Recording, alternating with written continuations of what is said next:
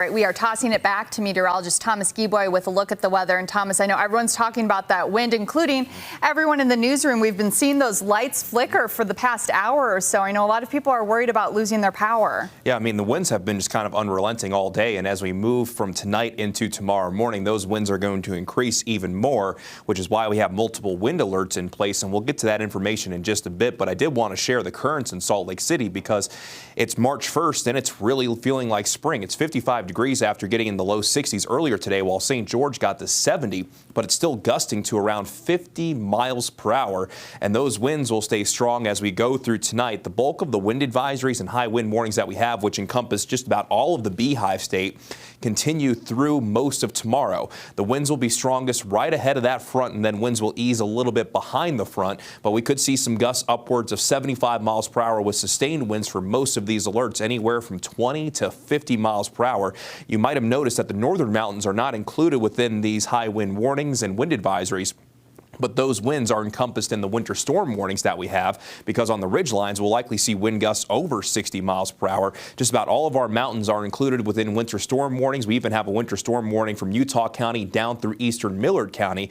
And then as we go from Juab into Millard County on the western side, west of I-15, up through Tooele and Rush Valleys and the northern Wasatch Front, including the Salt Lake Valley, those are winter weather advisories. The bulk of these will begin tomorrow and will continue through Sunday, as even after the front moves through, we're going to be looking at snow showers continuing through our Sunday. So what is likely going to start off as valley rain and mountain snow will quickly become snow behind the front. We are seeing a few showers out there currently, but they're close to the Utah-Idaho line. But when you expand the view, you can see our cold front that's currently working its way towards the California and Nevada state line, being driven by a very strong upper level low pressure. And given the dynamics of this system, we'll be looking at the potential for a few thunderstorms ahead of that front.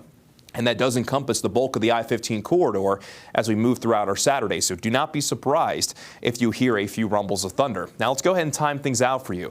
As we go through tonight, the bulk of the shower activity will continue to be close to the Utah-Idaho line. Then that front starts to work in first thing tomorrow morning, and this is at 7 o'clock. And as we go from morning through around midday, those showers will spread across the state. And along the Wasatch Front, it looks like that timing is from late morning into the early afternoon. The Salt Lake Valley kind of looks like it's going to be between 11 a.m.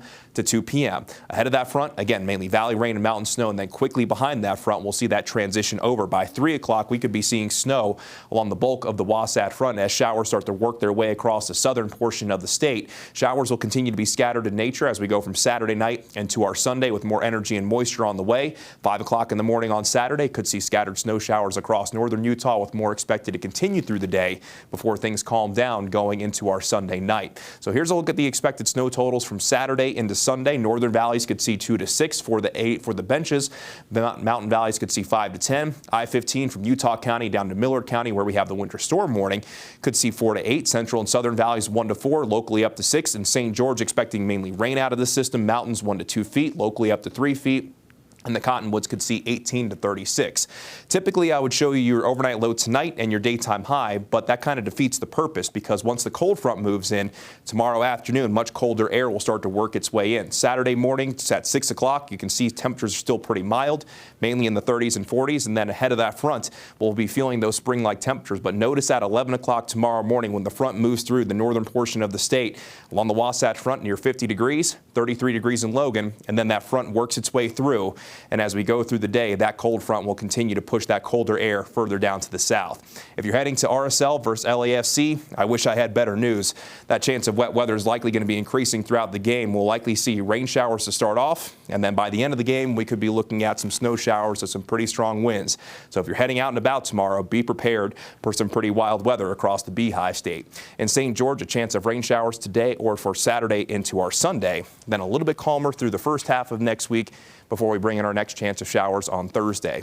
Along the Wasatch Front, valley rain likely to become valley snow by tomorrow afternoon.